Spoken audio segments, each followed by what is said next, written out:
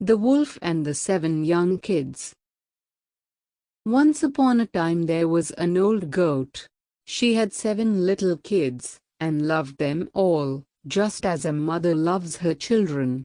One day she wanted to go into the woods to get some food. So she called all 7 to her and said, "Children dear, I am going into the woods. Be on your guard for the wolf. If he gets in, he will eat up all of you all, even your skin and hair.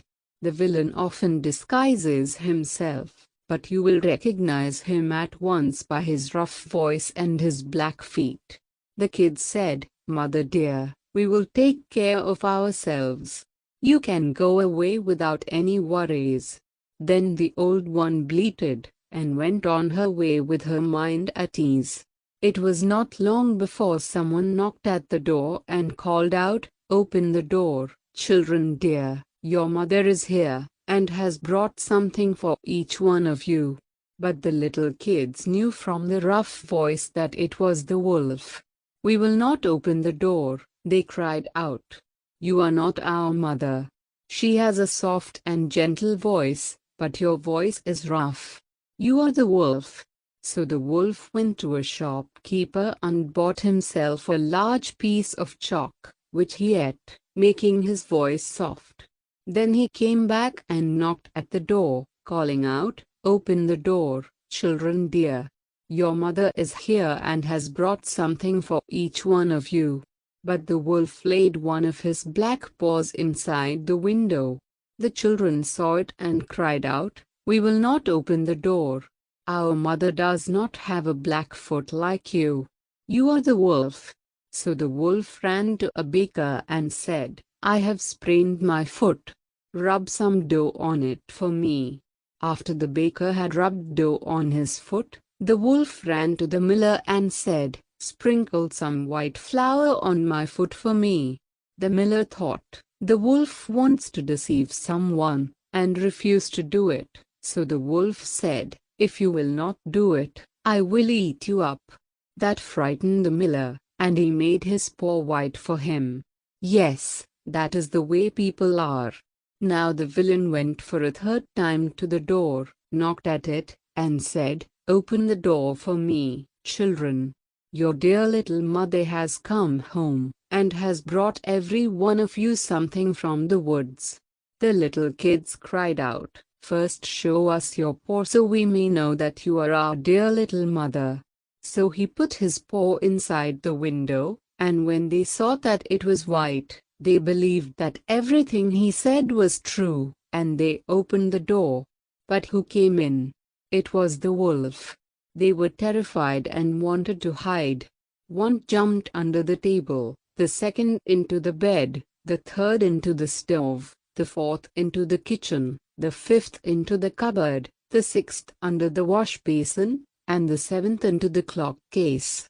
But the wolf found them all, and with no further ado he swallowed them down his throat, one after the other. However, he did not find the youngest kid, the one who was in the clock case.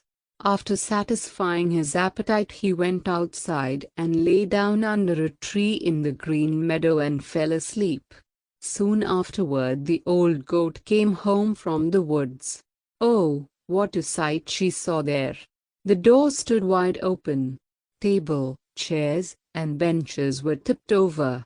The wash basin was in pieces. The covers and pillows had been pulled off the bed.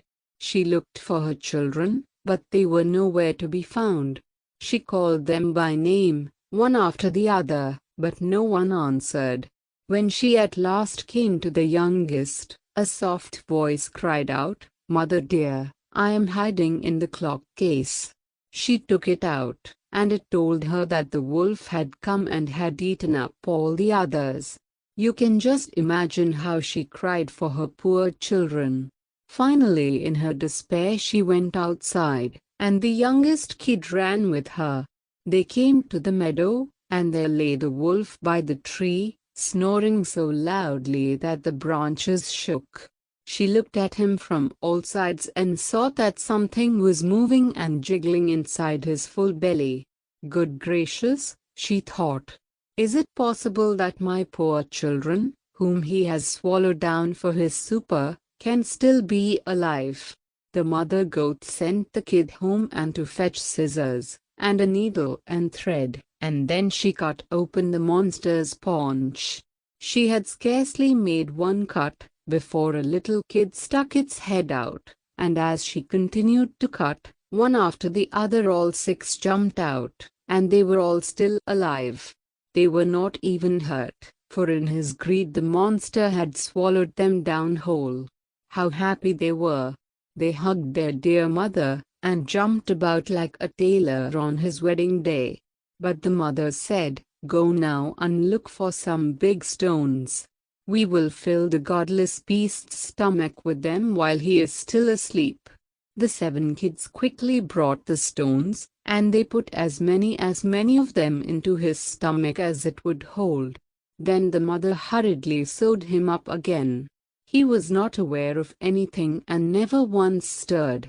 The wolf finally awoke and got up onto his legs.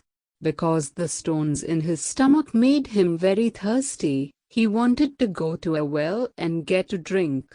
But when he began to walk and to move about, the stones in his stomach knocked against each other and rattled. Then he cried out, "What rumbles and tumbles inside of me?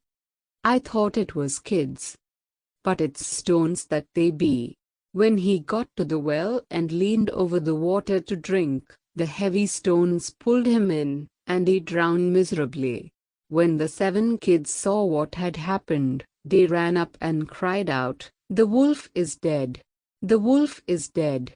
And with their mother they danced for joy around about the well.